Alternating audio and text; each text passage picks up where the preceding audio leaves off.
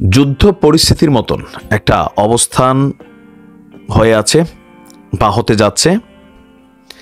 আওয়ামী লীগের যদি কোনো লিফলেট বিতরণকারী কোনো জায়গায় দেখা যায়, তাকে সাথে সাথে গ্রেপ্তার করার জন্য নির্দেশনা দেওয়া হয়েছে।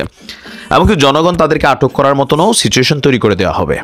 যে ধরেন আমি লিফলেট বিতরণ করতে গেলাম, ওই এলাকার বাজারের মানুষ আমার ধরে ফেললো, থানাতে খবর দিলে পুলিশ এসে আমাকে ধরে নিয়ে যাবে, কারণ আওয়ামী লীগের লিফলেট বিতরণের উপর সরকার নিষেধাজ্ঞা করছে। এখন অনেকে বলছেন এটা কেমন গণতন্ত্র ভাই? আওয়ামী লীগকে কি নিষিদ্ধ করা হয়েছে? নিষিদ্ধ করা হয় নাই, তাহলে কেন আওয়ামী লীগের এই লিফলেট বিতরণ করা যাবে না? দেশের জনগণকে সতর্ক থাকার জন্য তিনি বলেছেন, আইন শৃঙ্খলা বাহিনীকে সর্বোচ্চ প্রস্তুতি রাখতে বলেছেন। আওয়ামী লীগের একটা বড় ধরনের প্রোগ্রাম কিন্তু তারা ঘোষণা করে রাখছে, সম্ভবত 18 থেকে 20 দিনের। এর মাঝখানে কাকতালীয়ভাবে বিএনপিও কিন্তু এই ফেব্রুয়ারিতে কিছু কর্মসূচি ঘোষণা করেছে। অপরদিকে বাংলাদেশের বিভিন্ন জায়গায় বিভিন্ন ধরনের কোম্পানি, বিভিন্ন ধরনের প্রতিষ্ঠান, স্কুল, কলেজ, বিশ্ববিদ্যালয়, নানা ধরনের আন্দোলন রাজপথে চলছে। অনেক আন্দোলন সরকারের বক্তব্য, গতকালকে স্বরাষ্ট্র উপদেষ্টা বললেন, যেমন তিতুমিরের যে আন্দোলন, এটাও সরকারের ধারণা যে এটার পিছনে কারা সবাই নাকি জানে, তার মানে এখানে আওয়ামী লীগ ইন্ধন যোগাচ্ছে। এরকম অনেক আন্দোলন আছে, সরকার মনে করছে যে এটাকে আসলে আইডেন্টিফাই করা অনেকটা কষ্টকর, কারণ কাজগুলা তলে তলে হচ্ছে। যেমন আওয়ামী লীগ সরকার পতনের আগ দিয়ে এই ছাত্র আন্দোলনকে কেন রুখতে পারে নাই, কেন তাদেরকে সহিংসতার পথ বেছে নিতে হয়েছে? কারণ এখানে কারা কানেক্টেড এটা জাতির সামনে প্রকাশ করার সুযোগ ছিল না। জাতি দেখছিল ছাত্র, সরকার দেখছিল জামাত, বিএনপি বা মেটিকুলাস একটা প্ল্যানের অংশ, কিন্তু জাতি দেখছিল ছাত্র। এখন জাতি দেখছে তিতুমিরের ছাত্র, কিন্তু সরকার মনে করতেছে এখানে আওয়ামী লীগ, যুবলীগ।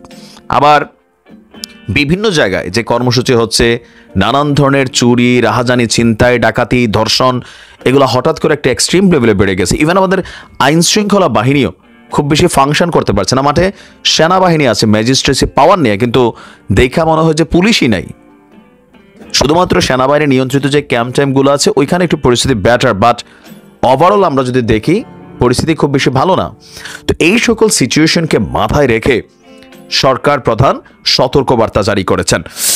চলতি বছরটি 2025 বাংলাদেশের জন্য অত্যন্ত গুরুত্বপূর্ণ উল্লেখ করে তিনি বলছেন যে কাউকে বিশৃঙ্খলা এবং অরাজকতা সৃষ্টির কোনো ধরনের সুযোগ দেওয়া হবে না। যুদ্ধ পরিস্থিতির মতন সবাইকে সতর্ক থাকতে হবে। নিরাপত্তা বাহিনীর শীর্ষ কর্মকর্তাদের সাথে আইন শৃঙ্খলা পরিস্থিতির পর্যালোচনা করেছেন তিনি। এ সময় পুলিশ এবং আইন শৃঙ্খলা রক্ষাকারী বাহিনীকে আইন শৃঙ্খলা পরিস্থিতি নিবিড়ভাবে পর্যবেক্ষণের জন্য একটা কমান্ড সেন্টারও গঠনের নির্দেশ দিয়েছেন। একটা কমান্ড সেন্টার সকল বাহিনীর সমন্বয়ে। তিনি নিরাপত্তা বাহিনীর প্রধানদের কাছে বলছেন যে আইন শৃঙ্খলা পরিস্থিতি বিঘ্নিত করার যে কোনো অপচেষ্টার বিরুদ্ধে সতর্ক থাকার নির্দেশ দিয়েছেন। তিনি বলছেন যে যুদ্ধকালীন পরিস্থিতির মতন আমাদেরকে সতর্ক থাকতে হবে। এই বছরটি দেশের জন্য অত্যন্ত গুরুত্বপূর্ণ, কাউকে বিশৃঙ্খলা অরাজকতা করার সুযোগ দেওয়া যাবে না। তো এক্ষেত্রে তিনি মনে করছেন যে আওয়ামী লীগ, শেখ হাসিনার ঘনিষ্ঠরা বিশৃঙ্খলা সৃষ্টির জন্য বিশাল অঙ্কের অর্থ ব্যয় করছে, মিথ্যা অপতথ্য ছড়াচ্ছে।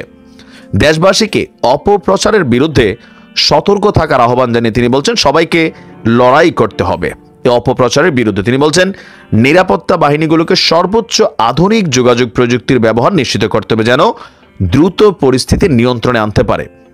তো তিনি মনে করছেন যে এই মুহূর্তে সরকারের একটা কমান্ড সেন্টার বা কমান্ড সদর দপ্তর স্থাপন করতে হবে, যা পুলিশ এবং নিরাপত্তা বাহিনীগুলো লাইক বিজিবি, আনসার, অ্যাপিবিএন, গোয়েন্দা সংস্থাগুলা তাদের মধ্যে সমন্বয় করবে। মানে একটা ব্রেইনের মতন থাকবে যেখান থেকে ফুল বডি ফাংশন হবে। কথার কথা, আমাদেরকে কন্ট্রোল করে কে?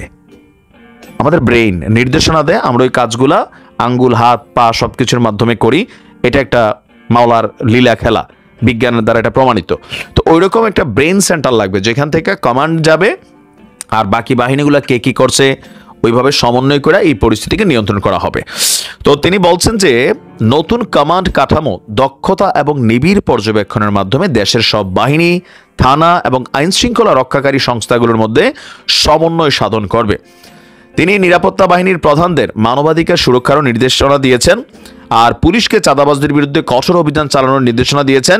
তিনি বলছেন এমনভাবে অভিযান পরিচালনা করতে হবে যেন সবকিছু ব্যালেন্স থাকে। আর এই নির্দেশনার পর একটা জিনিস তো স্পষ্ট যে এই বছর নির্বাচনকে কেন্দ্র করে মাঠে অনেক কিছু ঘটবে। তো পুলিশ কিভাবে নিয়ন্ত্রণ করবে? ডক্টর ইউনূস বললেন যে মাঠ নিয়ন্ত্রণ করো। কিভাবে? পুলিশ যদি কোথাও একটু লাঠিপেটা করে পুলিশকে ট্যাগ দেওয়া হয় লীগ। আবার উপদেষ্টা আইন মন্ত্রণালয়ের তিনি বলছেন পুলিশের মধ্যে শতকরা নাকি 80% আওয়ামী লীগ বা ছাত্রলীগের। তো এই ক্ষেত্রে এটা কি সোজা? পুলিশ কোথাও যদি আইনের প্রয়োগ করতে চায়, জনগণ ধরে মারে, একজন আসামিরে ছিনায় নিয়ে যাচ্ছে, আবার যদি পুলিশ সেখানে একটা গুলি চালায়, কি হবে? সব পুলিশটা এখানে মব জাস্টিসের শিকার হতে হচ্ছে বিভিন্ন জায়গায়। তো পুলিশ আসলে কিভাবে নিয়ন্ত্রণ করবে? আমাদের বাঙালিরা বা যে লেভেলের ডেসপারেট লেভেলের মানুষ, 10 জন লোক একত্রিত হলে ওই ধর কইলে কিন্তু 9 জন কারে ধরলাম, কেন ধরলাম, তার সাথে আমার কোনো শত্রুতা আছে কিনা, এগুলো দেখার টাইম নেই। মানে আগে মারো। এই পরিস্থিতিতে পুলিশ যদি এখানে নিয়ন্ত্রণ করতে যায়, কি করতে হবে? টিয়ার শেল নিক্ষেপ করতে হবে, সাউন্ড গ্রেনেড নিক্ষেপ করতে হবে, অথবা ফাঁকা গুলি করতে হবে। আর এগুলা করলে এখন কি হয়? আগে দৌড়ে সব পালাইতো, এখন দৌড়ে সব এসে পুলিশরে কিলায়। সেম অন্যান্য বাহিনীর বেলায়ও জনগণকে আইনের আওতার মধ্যে আনতে হবে। এখন এটা কি বিএনপি মেনে নেবে? ধরেন বিএনপি রাজপথে কোনো দাবিতে নামলো, সেখানে পুলিশকে আসলে কোনো ভূমিকা রাখবে? কারণ পুলিশও জানে এই সরকার 6 মাস 1 বছর আসার পরে ডক্টর ইউনূস নামক একজন ক্যারেক্টার এই দেশে ছিল, এগুলো মানুষ ভাববে না। উপদেষ্টা আসিফ নজরুল এগুলো কোনো বেল পাবে না। এটা হচ্ছে বাস্তবতা। বাংলাদেশের প্রেক্ষাপট দেখেন না, যারা ক্ষমতায় আসবে তাদেরকে সমীহ করে। এখনই বিভিন্ন থানা পর্যায়ে এগুলো চলতেছে। তো সেইখানে পুলিশ, জামাত এবং বিএনপি যদি তারা বিভিন্ন দাবি দেওয়ার জন্য রাজপথে নামে, আবার ছাত্রদের সামনে দেখেন অসহায়, এটা কি সম্ভব? এখন পুলিশ কঠোর হলে পুলিশের সমালোচনা, পুলিশ নরম হলে পুলিশ কি করে? দেশে পুলিশ কি করে? সব শেখ হাসিনার পুলিশ, এই না সেই না। পুলিশ বেচারারা পড়ছে মহা বিপদের মধ্যে, কোন দিকে যাবে কোন দিকে যাবে না। সিদ্ধান্ত হাই অথরিটি থেকে নিতে হবে, হাউ টু কন্ট্রোল। নিশ্চয়ই যারা দেখার তারা দেখবেন। তবে এই বছর নানান ঘটনা ঘটবে, এটাও স্বাভাবিক। আওয়ামী লীগকে যেমন তলে তলে খাইয়া দেওয়া হয়েছে, আওয়ামী লীগ টেরই পায় নাই যে সার্জিস কার লোক, হাসনাত কার লোক, আসিফ কার লোক, প্রেস সচিব শফিক ভাই তিনি কার লোক। বিভিন্ন জায়গায় তারা ছড়িয়ে ছিটিয়ে ছিল, অনেক সমন্বয়ক, ম্যাটিকুলাসলি প্ল্যান হয়েছে। আওয়ামী লীগ শুধু ক্ষমতার উপভোগ করছে, আর 41 পর্যন্ত চিন্তা করছে। নেতা এমপি মন্ত্রীরা ধান্দাবাজি লুটপাটে ব্যস্ত ছিল, মানে আমি কে চিনস এরকম থাপড় টাপড় দিয়া মানুষরে, এইগুলাতে কিন্তু ব্যস্ত ছিল। প্র্যাকটিক্যাল এটা, যারা তেগি নেতা তাদেরকে মামলা দিয়ে আওয়ামী লীগ নিজেই ঝুলাইছে। সমালোচনা করলে ডিজিটাল নিরাপত্তা নিয়ে মামলা হয়েছে, সত্য কথাটা শুনতেই চায় নাই, লাস্টি দিয়ে বাস।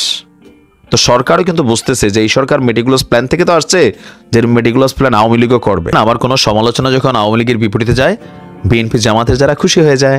আবার যখন বিএনপির বিরুদ্ধে যায়, আওয়ামী লীগের তারা খুশি হয়, জামাত খুশি হয়। জামাতের বিরুদ্ধে গেলে বাকিরা খুশি হয়, আর যার বিরুদ্ধে যায় তারা আমার গোষ্ঠী উদ্ধার করেন। এমনকি যাদের হাতে ক্ষমতা আছে সেটার প্রয়োগ অতীতেও হয়েছে, হয়তোবা সামনেও হবে। কিন্তু প্র্যাকটিক্যাল কথাগুলো বলতে হবে, নয়তো আমরা যারা কথা বলি, কেউ আছে শুধুমাত্র দলভিত্তিক, হয়তো এজেন্ট হিসাবে কথা বলি, দলের সুযোগ সুবিধা পাই। আর আমরা যারা বলি যতটুকু পারি নিরপেক্ষ থাকার চেষ্টা করি সার্বিকভাবে, কারণ কোনো দলের পেইড এজেন্ট না আমরা। কেন এতগুলো কথা বললাম? গতকালকে আমাদের সরকারের যিনি প্রেস উপদেষ্টা আছেন, মানে প্রেস সচিব আছেন, শফিকুল সাহেব, তিনি একটা ঘোষণা দিয়েছেন। আজকে থেকে আওয়ামী লীগের যদি কোনো লিফলেট বিতরণকারী কোনো জায়গায় দেখা যায়, তাকে সাথে সাথে গ্রেপ্তার করার জন্য নির্দেশনা দেওয়া হয়েছে। এমনকি জনগণ তাদেরকে আটক করার মতনও সিচুয়েশন তৈরি করে দেওয়া হবে। যে ধরেন আমি লিফলেট বিতরণ করতে গেলাম, ওই এলাকার বাজারের মানুষ আমার ধরে ফেললো, থানাতে খবর দিলে পুলিশ এসে আমাকে ধরে নিয়ে যাবে, কারণ আওয়ামী লীগের লিফলেট বিতরণের উপর সরকার নিষেধাজ্ঞা করছে। এখন অনেকে বলছেন এটা কেমন গণতন্ত্র ভাই? একই ঘটনা গেল আওয়ামী লীগ সরকারের আমলে ঘটছে।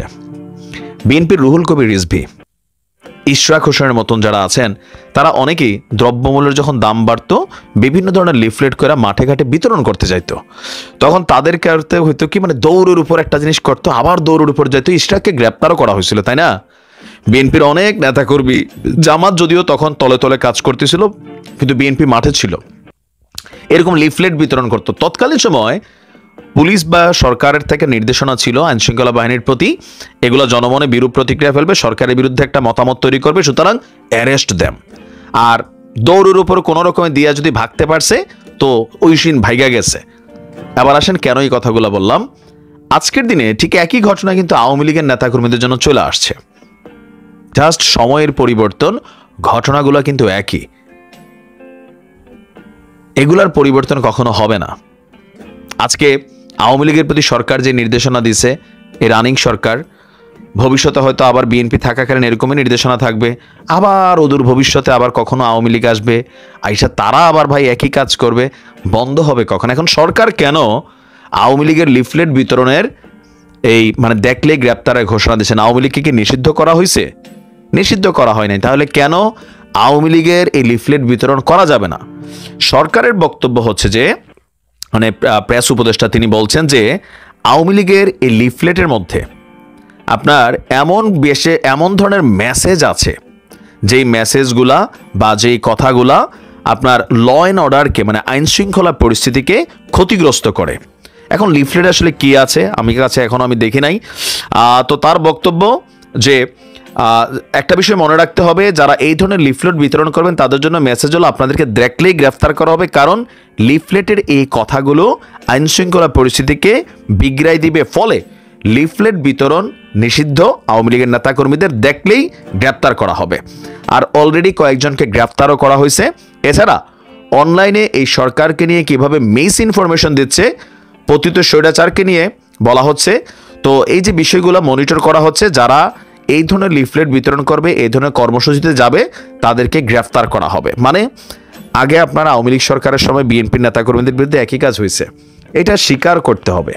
এখন আমরা যারা দলীয় নেতাকর্মী আছি, বিভিন্ন দলের, সবাই তো দল করি, দলের বিষয়টা নিয়ে আমরা কখনো কথা বলি না। একই জিনিস, ওই যে কাটা দিয়ে কাটা, ক্ষেতের চাকা খেতেই ভাঙ্গা হচ্ছে। কিন্তু আবার ক্ষমতায় আসলে আমরা ভুলে যাই এগুলা, যে আমাদের সাথে কি হয়েছিল। আমরা প্রতিশোধের নেশায় নিতে চাই। এখন তারপরেও আওয়ামী লীগের যারা মানে নেতা কর্মী আছেন, আমি অনেককে দেখছি তারা এইসব লিফলেট বিতরণ করছেন, আবার ভিডিও করে কিন্তু সোশ্যাল মিডিয়াতে ছাড়তেছেন। তো যারা ছাড়তেছেন তাদের ভিডিও দেখা 2-4 ঘন্টার মধ্যেই স্থানীয় থানা থেকে পুলিশ চলে যাচ্ছে, ডিবি চলে যাচ্ছে, বিভিন্ন জায়গা থেকে আলগিদে তুলে নিয়ে যাচ্ছে।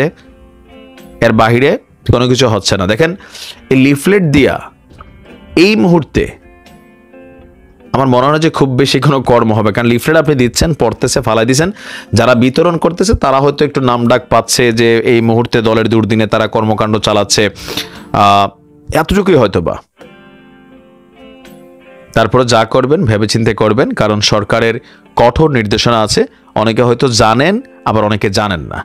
আপনি হয়তো XYZ যে কোনো একজনের বাড়ি থেকে লিফলেট দিয়েছেন, একটা ছবি আপনি তুইলা ফেসবুকে পোস্ট করছেন, এই ছবি দেখে আপনার থানার পুলিশ আপনাকে এসে ধরে নিয়ে যাওয়ার নির্দেশনা তৈরি হয়ে গেছে। ভালো থাকুন। আসসালামু আলাইকুম।